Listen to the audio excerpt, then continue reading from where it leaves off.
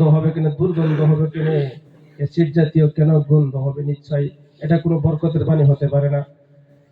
মুশরিক বলছেন, আমি এদিক সেদিক তাকায় দেখলাম, দেখি দূরে একটা কুকুর দাঁড়ায় আছে। তখন আমি চিন্তা করলাম এটা কোন বরকতের পানি হবে। তখন মুশরিক বললেন, আমি অমনি খোদাটা হাতে নিয়ে মাটির মধ্যে, জমির মধ্যে একটা আছাড় মেরে দিলাম, আর ভেঙে চুরমার হয়ে গেল। আমি বললাম, তুই একটা খোদা না, তুই একটা খোদা। তুই নিজেকেই তো বিপদ থেকে বাঁচাতে পারিস নাই, তুই আমাকে কেমনে এই অন্যের হাত থেকে, অন্যের দুশ্মনের অত্যাচার থেকে, মানুষের বিপদ আপদ থেকে তুই আমাকে বাঁচাবি? তুই নিশ্চয়ই কোনো খোদা হতে পারে না। নিশ্চয় তোকে যে রব্বুল আলামিন সৃষ্টি করেছে আমি তার দিকেই যেতে চাই।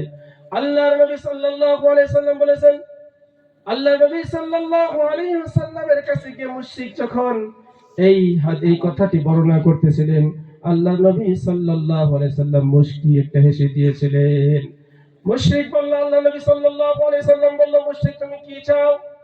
মুশরিক বললেন, ইয়া রাসূলুল্লাহ, আমার জীবনের সব বিফলতা ধরা পড়ে গিয়েছে, আমার জীবনের সমস্ত ব্যর্থতা ধরা পড়ে গিয়েছে।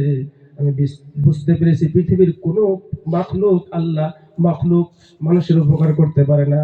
আল্লাহ রাব্বুল আলামিন ছাড়া আর কোনো মাবুদ এই পৃথিবীতে হতে পারে না। রাসূল বললেন, তুমি কি চাও?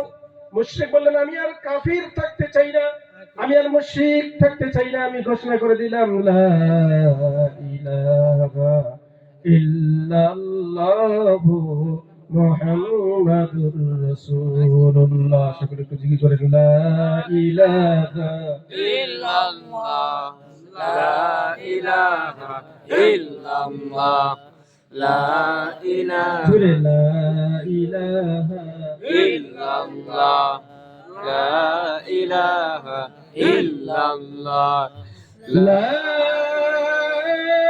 ইলাহা ইল্লাল্লাহু মুহাম্মাদুর রাসূলুল্লাহ। সকলে বলেন, সাল্লাল্লাহু আলাইহি ওয়াসাল্লাম। আল্লাহ রাব্বুল আলামিন তিনি হচ্ছেন সমস্ত মাখলুকাতের স্রষ্টা। আল্লাহ তাআলা সমস্ত মাখলুকাতকে সৃষ্টি করেছেন শুধুমাত্র তিনার আনুগত্য করার জন্য। আল্লাহকে বাদ দিয়ে যখন অন্য কারোর কাছে মাথা নত করি, আল্লাহ রাব্বুল আলামিন সেটা বরদাশত করেন না। আল্লাহ তাআলা তার সেই গুনাহ কখনোই ক্ষমা করবেন না। আল্লাহ রাব্বুল আলামিন সূরা নিসার ৪৮ নম্বর আয়াতে আল্লাহ পাক উল্লেখ করেন, ইন্নাল্লাহা লা ইয়াগফিরু আন ইউশরাকা বিহি ওয়া ইয়াগফিরু মা দুনা যালিকা লিমান ইয়াশা ওয়া মান ইউশরিক বিল্লাহি ফাকাদ ইফতারা ইসমান আযীমা। আল্লাহ পাক বলেন, ইন্নাল্লাহা লা ইয়াগফিরু আন ইউশরাকা বিহি,